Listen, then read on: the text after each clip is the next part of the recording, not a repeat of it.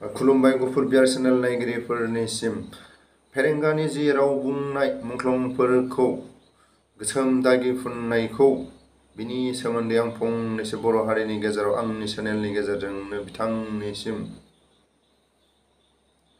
गिबियावनो आं बुंनो सानो बर' हारिनि बिर जोहोलावफोरनि मुंख्लंफोरखौ राजनितिक खालामनाया बर' हारिनि गेजेराव माब्लाबाबो गनायथाव नङा आरो फेरेंगाखौनो इउपिपिएल सरकारनि लेखा गोरोंसिन होननानै गनायदोंमोन आरो इउपिपिएल सरकाराव बिथांखौ बर' हारिया जायगा होदोंमोन। नाथाय बिथाङा बर' हारिनि बिर जोहोलावफोरनि हारिनि बाउसोमनो हानाय हारिनि गावखौनो थै आरो जिउ बाउसोमलांनाय बिथांमोनखौ दिनै राजनितिक खालामनाया मालाबाबो बर' हारिनि गेजेराव जानो हाया। जों दिनै बुंनो हायो आबसु आन्दालनाव जाय बिथांमोना मुंख्लं जादोंमोन बर' हारिनि दिनै गावनि जिउखौ बाउसोमलांनो हादों बिथांमोनखौ दिनैसिम मुंख्लं सानखौ सिबियो। बिथांमोनहा दिनै बै समनिफ्रायनो जाय जोंखौ गावनि दिनै बिथायाव जोंखौ दिदोमै थानो होआखै, जाय दिनै आसाम सरकारनि भारत सरकारनि दिनै दैदेनगिरिफ्रा जोंनि बर' हारिनि माखासे दैदेनगिरिफोरखौ मुंख्लंफोरनि खोथा लानानैसो राजनितिक गेलेनो होनाया मालाबाबो दिनै जों उदां नुवाखै। बै समनिफ्रायनो आबसु आन्दालनाव जाय बिथांमोना मुंख्लं जादों बिथांमोननि माखासे मुंख्लंफोरखौ लानानैनो बर' लिडारफोरखौ राजनितिक खालामनो होयो आरो खालामबोदों। जों दिनै बेखौ मालाबाबो गनायनानै लानो हाया आरो जों दिनै बिटिआर एकर्डनि उनाव जों दिनै खोनाबावनो मोनबाय NDFBनि दैदेनगिरि फेरेंगानि खुगानिफ्राय खोनानो मोनबावबाय जाय दिनै लेखा गोरों होननानै इउपिपिएल सरकाराव बर' रायजो राजाफ्रा बिथांखौ जायगा होदोंमोन। बिथाङानो दिनै मुंख्लं सान फालियो आलो गोजोनै बर' बिमा बिफाफ्रा गावनि लोगो मावथिफ्रा दिनै बिथांमोननि मुंख्लं सानखालि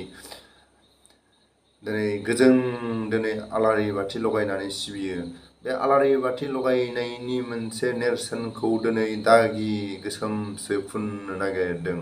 मालाबाबो मुंख्लंफोरनि माखासे बिथांमोननि मुंख्लंफोरनि रावखौ लानानै राजनितिक गेलेनायनिफ्राय जानगाराव थानांगौ फेरेंगाया। दिनै बर' हारिनि गेजेराव मुंख्लंफोरखौ बारे बारे मानो राजनितिक खालामदों बेखौसो बर' हारिनि गेजेराव सोंस्लु आंनिफ्राय।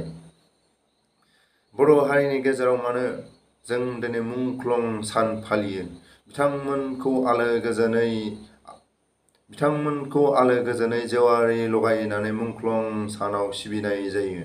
बिथांमोनखौनो हारिनि देरसिन थै आरो जिउ बाउनो हानाय गावखौनो बाउसोमलांनो हानायखौनो जोंनि बर' हारिनि बिर जोहोलाव होननानै जों दिनै सिबियो। बिथांमोनखौनो दिनै लानानै दिनै माने बे राजनितिक गेलेनाया जानगार थानांगौ। जों दिनै बुंनो हायो दिनै फेरेंगा आरो सावरायग्रा मोनसे दोलो, रन्जन दैमारि हान्जाया मोनसे दोलो, गबिन्दआ मोनसे दोलो, दिरेन बर'आ मोनसे दोलो।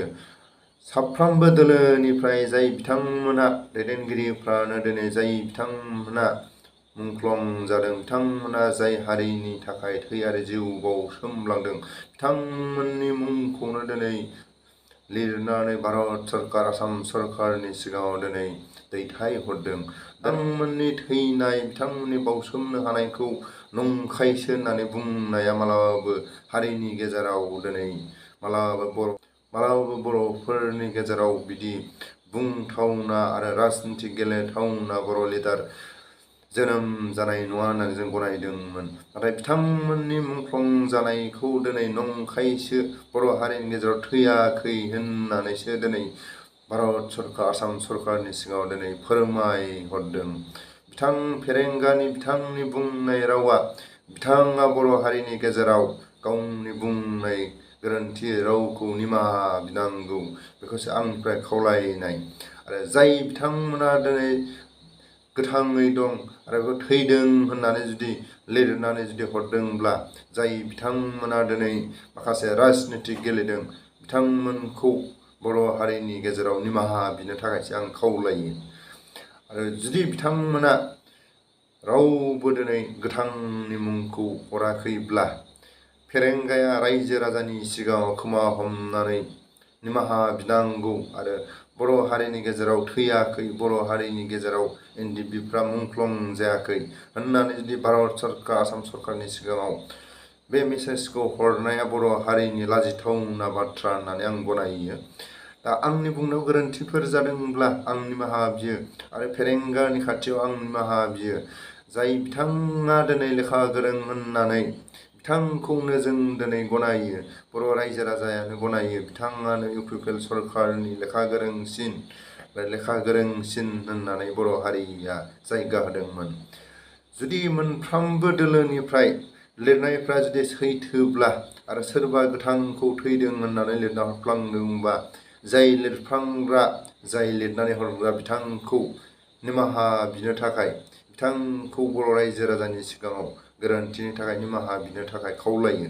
आरो जाय दिनै मोनफ्रोमबो दोलोनिफ्राय जाय मुंख्लं जानो हानाय बिर जोहोलावफोरनि मुंखौ दिनै रोखा रोखा लिरना हरदों आरो जुदि मुंख्लंफोरानो जुदि सैथो दिनै बर' हारिनि गेजेराव दिनै गनायनो हादोंब्ला, मुंख्लं सानखौ फालिनो हादोंब्ला, अब्ला दिनै जोंनि गेजेराव राजनितिक दैदेनगिरिफ्रा मुंख्लंफोरनि रावखौ लानानै राजनितिक गेलेनायनिफ्राय जानगाराव थानानै आरो नंखाय रावखौ बुंदोंब्ला, फेरेंगाया जुदि नंखाय बाथ्रा जुदि राजनितिक गेलेदोंब्ला, बिथाङा जुदि बिथांनि खुगानि राजनितिक गेलेनाया जुदि नंखायबा, बिथांनि मुंख्लंफोरखौ जाय मुंख्लं जानो हादों बिथांमोनखौ दिनै गोथाङैनो दं होननाया बर' हारिनि गेजेराव लाजिथावना राव होननानै जों गनायनो हायो।